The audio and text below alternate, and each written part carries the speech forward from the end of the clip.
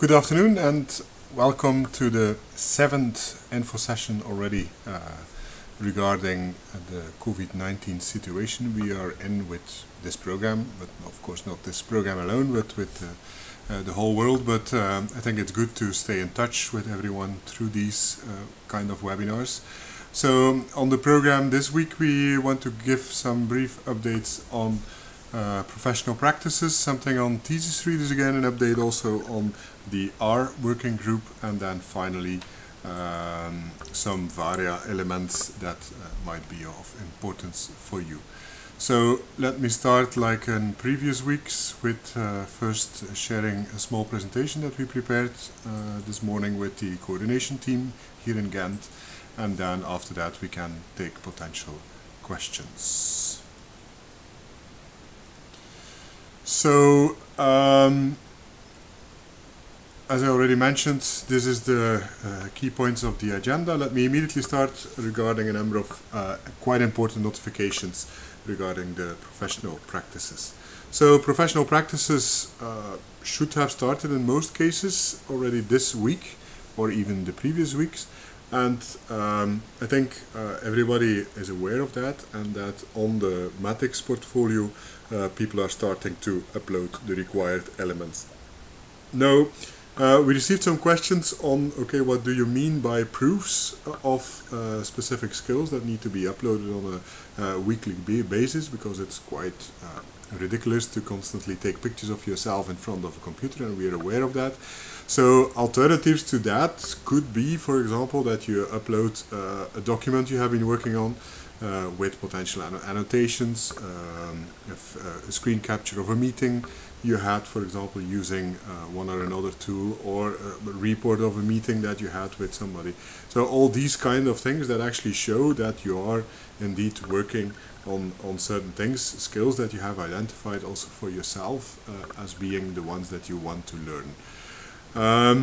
Another important element is that the regular professional practice guidelines, they are still valid, in the sense that we advise you to really have a close look at these. They are at the website. There is also a webinar on it, because some questions we receive are simply very well explained in these professional practice guidelines. So read them, really read them from start till end, not just scroll through them, and you will see that potentially a lot of your questions are being answered.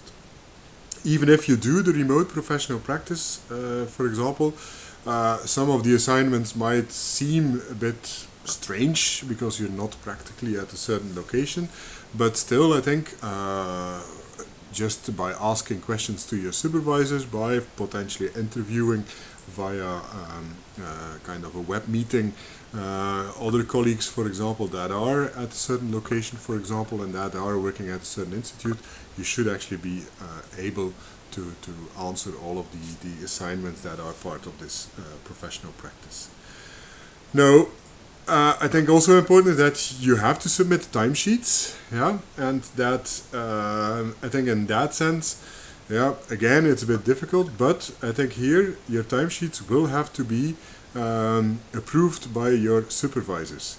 This approval goes, all the approvals, by the way, go automatic through Matics. So it's not that you have to contact your supervisor first with, for example, an update on the report you had, the initial of the initial meeting, for example. That's not the case. But the supervisor will receive automatically via Matics kind of an update on these things he has to approve on the system. So same for timesheets. If your first week is done, make sure your supervisor can see that you are indeed working on a regular basis.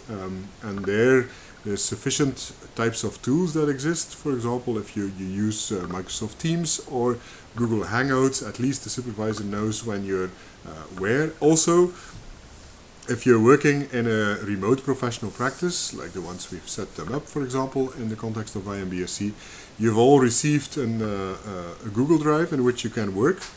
Please use this Google Drive. Also, your supervisors might get access to it if they request so. So that's also a way to actually show that you are indeed doing things, and that the timesheets are not something you actually make up. Just a repetition also on the risk analysis documents. So it's necessary for regular professional practices. So, and it's not necessary for students who have chosen a remote professional practice. So I think that's an update, quite an update, important element in this sense. Yeah. So it's a number of things, answers that we try to give to the most asked questions actually in the context of the professional practice. Yeah. I think the key point here is stay closely up to date with your supervisors. Make sure you build up kind of a work relationship with him or her, and in that way, as we hope that this will lead to something, a useful learning experience for everyone. Something on the thesis, second year students. Yeah, the deadline, the extended deadline for submitting the readers was last Friday. Until now, we still have 20 students where we do not have the readers assigned yet. So again, please remind, but also reinforce your supervisor, because we really need names for people that will read your thesis. And I know we get messages from certain supervisors, we're a bit reluctant on contacting people because they may not answer potentially, or they may not accept right now. There again, please force them to do so, because if they received you and accepted you as being one of their students, it means also they have a number of responsibilities towards you. It's not just that they have you as a very good student that does quite some good work for them, but they also have to take part in a number of steps that are clearly described also in the thesis guidelines.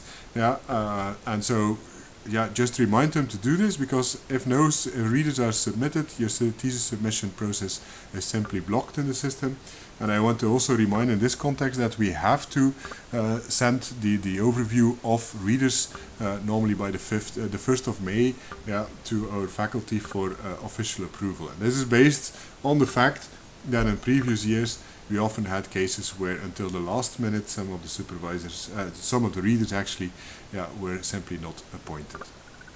Then maybe it's also related to thesis, just a reminder to really make an effort in uploading potential issues that arise also on a regular basis on the Matix platform. So for all thesis students, give updates there, so there is a clear track record the moment you submit your thesis.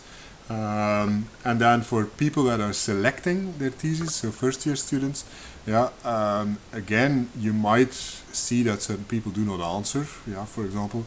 Dare to use also things like mobile phones, for example, or phones, and try to call them.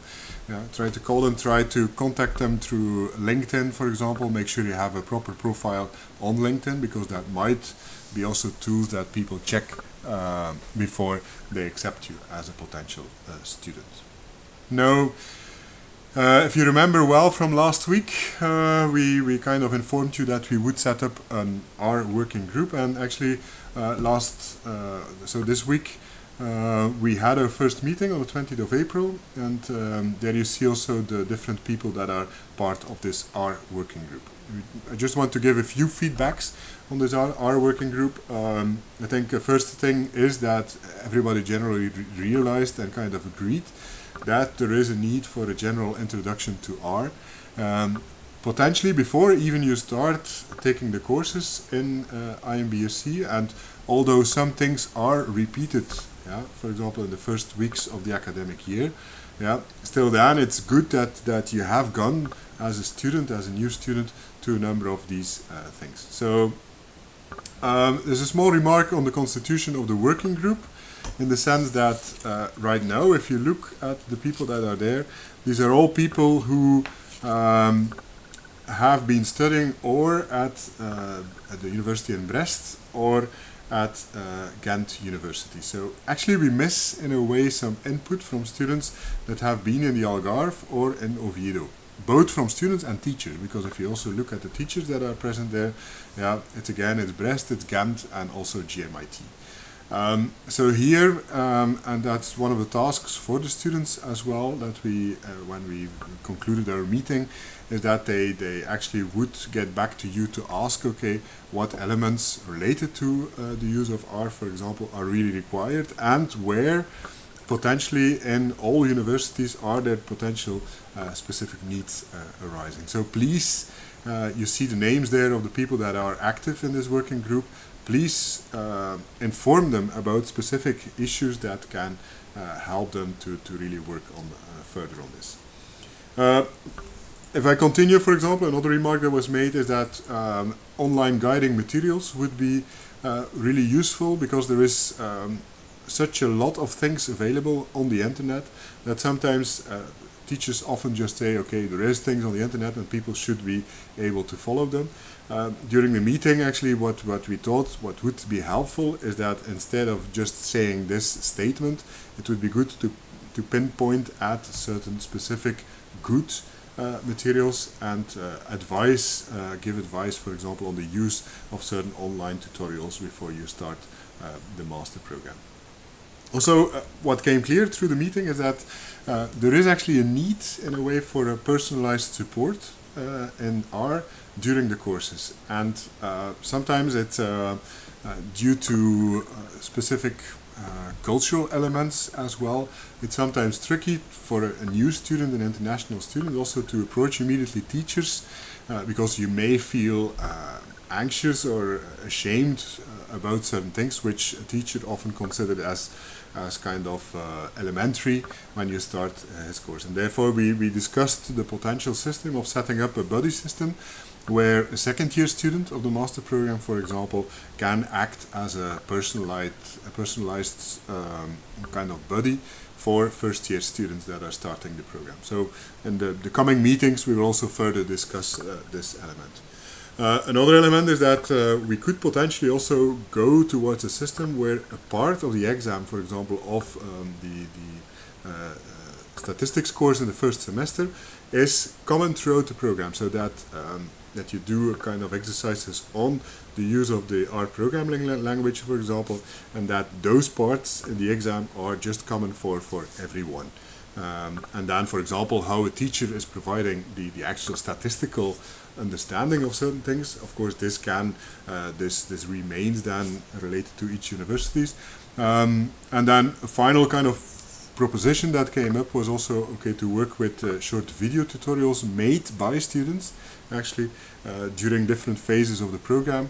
But that could help you also to, for example, see how a student is doing certain things, also making use of the language of a student, so not using specific jargon that some statisticians have, for example, or not having to listen then to experts in statistics, but where you see how one of your colleague students is explaining a certain concept in R. So that's just a short feedback. In 2 weeks' time we will have a follow-up meeting where we actually will further decide on a number of things. But I just want to get back to the point that please contact the students that are part of this working group, and there's quite a lot, and we are really happy to have them on board, because then we really feel that it's a shared direction we go, and that it's matching also a realistic and a real situation that is happening currently in the program. So please give them feedback, and there I stress mainly towards students, for example, that have been active in the Algarve or in Oviedo. Okay. As a final point maybe is that I just want to remind you on this blue survey that we launched last week. So you might have seen popping it up on IMBRSea info channels and news channels as well. So please share it in your networks, because we really want to gather as much as possible opinions on this survey, because it's also for the PhD work that Eveline is doing, for example, it's really crucial to have a substantial data set. And as you know from your data courses, for example, if you have too few answers, and that's the same for if you're doing surveys, for example, the credibility of your results, of course, goes down. Okay, that's pretty much it in terms of things we wanted to present to you. So now I think we have time to take some questions.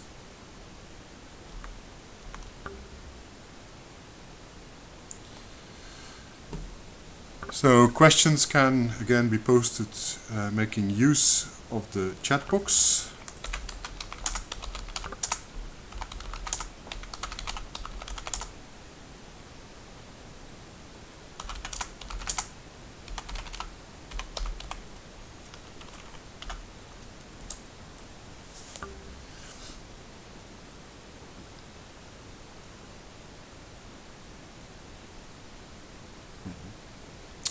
Okay, we have a first question from Kim regarding second-year students. If our thesis consists of data analysis and we weren't affected much by the corona crisis, are we still required to state that on Matix, or can we ignore that? I think if is there no problem, for example, then if you do not upload anything, it means also that your readers in the end will not receive information on potential impacts you had on this, and so that they will interpret your thesis as well from this point of view. So in your case, I think you can indeed ignore it, so there's no problem with that. We just want to give you the opportunity to report on potential issues, and if you have issues, we kind of advise you, of course, to take this opportunity. Maybe as a side point, because that's we received an email from the second-year students that require visa for the closing session at the end of August, for example. We're working also on that one to make sure that visa arrangement and visa invitation letters will indeed be sent. So I just want to give a brief update on that. That's mainly for non-EU students, we're aware of that, but we're working on that one as well.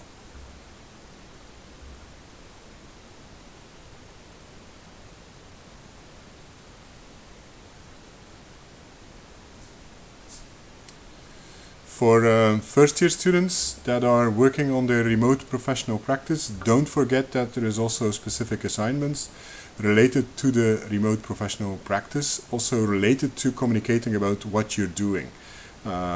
We will use those elements, for example, also on our IMBRSea communication channels, because it's good, I think, in a way also to show to future students that even in stressful situations, that a number of things of the program are still going on. In that context, maybe it's also good to illustrate that there's quite a few students coming up in this also for next academic year. So we're quite confident that there will be a nice group starting again. Question from Ines, is there a protocol to follow if you have a confidential agreement for the thesis data?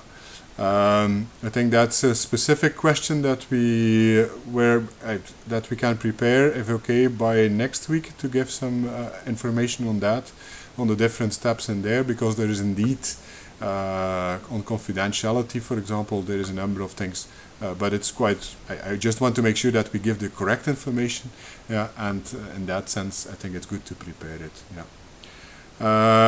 Regarding the creation of an agreement with a non-partner institute, you can explain the steps to follow and how long takes the process, the requirements. A question from Enrique. Actually, Enrique, last week during the webinar, and I advise you to re-watch that one, we actually did that thing. We actually told you and showed you where to press the buttons even, yeah, and how you have to register, or how your partner organization on the Matix platform can also register its institute. Yeah.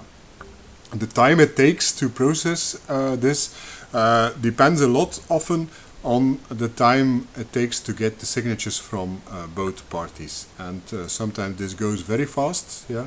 Note that the signatures are required from the legal representative, and in these times here sometimes it's quite hard to get proper signatures. I think you're more than aware of that as well. So that's mostly the limiting factor in case the institute shows that they have credibility and that they have good experience in the field of marine science, for example. Mostly that step goes very fast, but then signing the documents takes more time. In that context, maybe I also want to elaborate the fact that if the thesis is of the kind of the non-partner institute has submitted the details already, you can already register register the further things. So it's not that the signatures have to be in before you can actually register a topic on the system. So that's could you please remind us the deadlines for the thesis application, please? The deadlines were also given and repeated last week during the webinar, and actually you can find them quite easily on our website. Yeah, and I just, maybe it's not bad to show and point you to the right places on the website, as a lot of questions do come in on this one as well. Just let me switch some screens here. So now you see the website, yeah, and if you go to for students, for example, and you go there to the page on the master thesis, yeah, there you will also find, for example, the deadlines. Yeah, timing. Here you see, for example, the 1st of July is the deadline for submitting the thesis proposal. Yeah. So I want to remind you that actually all the information we give here, we try also to keep them up to date on our website. And regarding specific deadlines, maybe also good to mention that if you simply go to the page, the dedicated page, for example, there you should also find direct links. Note also that in the calendar, yeah, which you can find for students, and if you go there to students intranet page, yeah, you will find here the calendar with the key dates. That also the key dates have been adapted as such that they match actually the dates as they how they should be. So the summer school dates, for example, also the annual symposium dates are correct right there. Yeah. Let me go to some of the other questions. Yeah. Is there any guidelines about the work we should carry during the thesis next year, like skills we need to get? Question from Marion. Yeah, the proposition form is quite clear in the sense that you come up with a scientific thesis project. If you also read the thesis guidelines again, yeah, it should be quite clear on what is possible. We also show examples of theses, and the whole idea behind the thesis is, for example, that you carry out research, yeah, and that you do this in a personal way. So it's not teamwork, but it's in a personal way. For example, should we do our own research project, or can we work on a project already settled? Yeah, many theses are indeed in combination with a PhD student, for example, that had a certain project and where you will do some elements in it. But I think most supervisors, yeah, do indeed know, yeah, what will be, what is considered as a good thesis. So if you discuss with a thesis supervisor that has already supervised thesis students before, I don't see any big problems. Yeah. Question from Bianca. Several big social gatherings are being cancelled for the summer in some countries. Is the symposium at the end of August still happening, Dan? Until now. And I explained this also, I think 2 webinars ago, how the process is about approval of certain activities. Yeah, until now we don't have news from Portugal that the symposium could not go on. Same for the summer school, for example. As far as we know, yeah, things are still okay for the summer school. As soon as we have formal information from our rectorate or from the national International Affairs Ministry, for example, that we have to make adaptation in that, we will do this as soon as possible. But for the moment, let's say, the situations in different countries are very different. So from the official information, yeah, summer school and final symposium still are on our schedule. At least in my schedule, for example, in my agenda, both activities are still there. Will introduction of internal border control for the Schengen area affect movement of non-EU students and summer school? Question from Joanne. In that sense, maybe important to mention is that this afternoon we have again an update meeting with our International Relations Office, and that's also one of the elements we want to discuss there, because that's, for example, crossing borders is one. Another element is visa documents that might be much harder to get than before, and what kind of message we should give there to our students. So we're working on that one, and we also will update you as soon as we have formal information on that. Yeah. Question from Melanie. I'm doing the remote professional practice with my original supervisor. In terms of the main assignments, there are still the original regulations and the ones designed for the remote ones. Melanie, yeah, this was also already mentioned in previous webinars.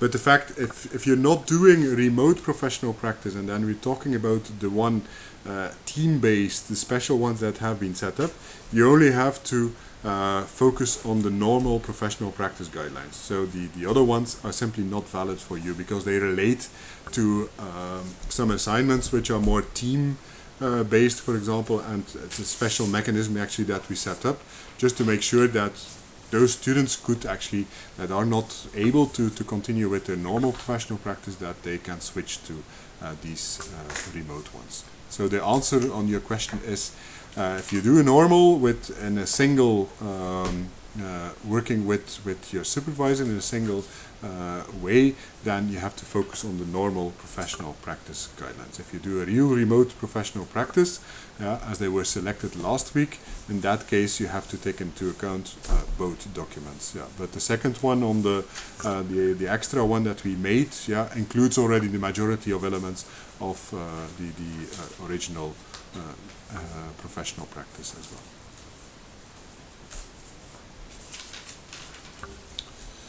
Question from Madalena. Is there any possibility to prolong the deadline for thesis any further, or will that date be the last possibility? I ask because my supervisor, given COVID, cannot make a definite decision right now.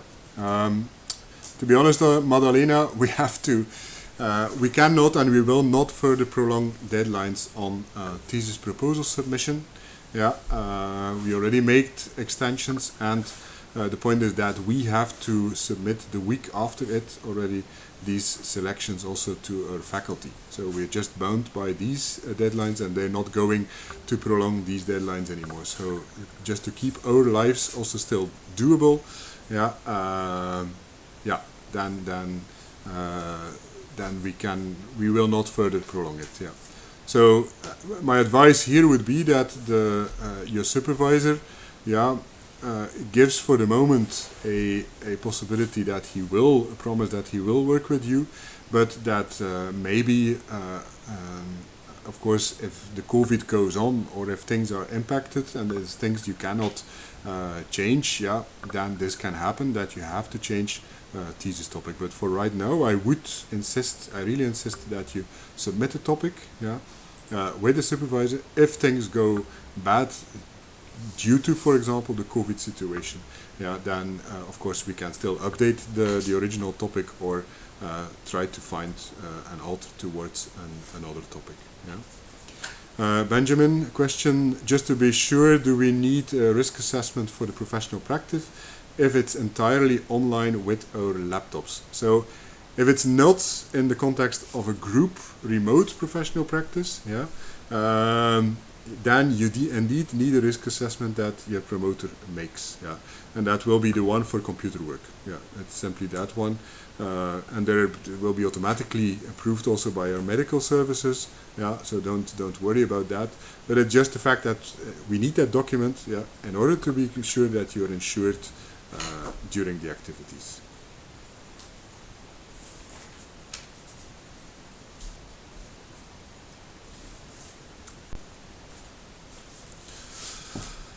Let's see if there are any more questions. You've maybe seen on the website, on our communication channels, that we announced that we have one of our alumni that became a minister in Angola. That's just to showcase that we keep on spreading news about the master program, whatever type of news it is. So if you have interesting news that you wish to continue to share, PhD possibilities, or other interesting elements, publications that you came across that are interesting to share with the whole community, feel free to share it with us or directly post them, of course, in the communication channels that we're working on. Yeah. Madalena, another question. For first years, when will we have to pay the second year tuition fee? And indeed, an interesting question. Yeah. So what we do is mostly during summer. Yeah. After we know that you have indeed passed and your first year, for example, that's also why we stuck to the deadlines for the professional practice as they were. Yeah. Then mostly we sent out the invoices for payment of the tuition fees by the end of July, and payments should be made before actually you start your activities, so somewhere around the third week of August or before. So there is it's during summer because you have to pay. Why do you have to pay not in September or October? Simply because the summer school, for example, is part of the second year as well. So in order to be enrolled in the second year, we have to be sure, of course, that you already have also have paid the tuition fee for the second year. So, and that's again related to being insured while, for example, you're doing your summer schools.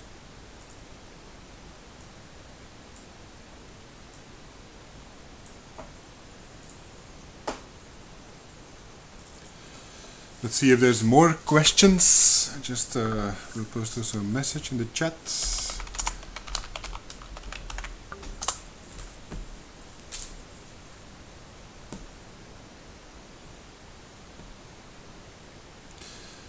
I don't see. There's one question from Lena. Do we still have to pay the full tuition fees if we cannot travel anywhere and have to take the courses from home?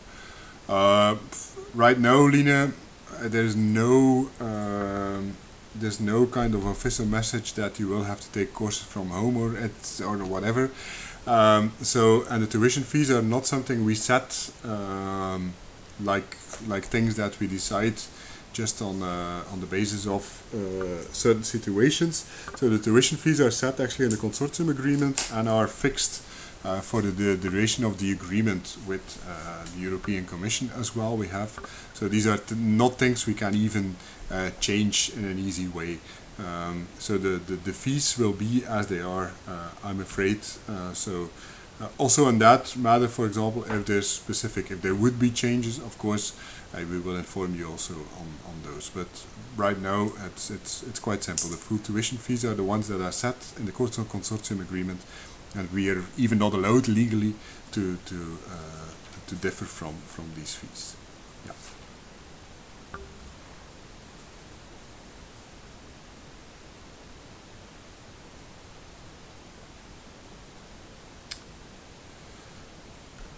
Okay, I don't see many more questions coming in.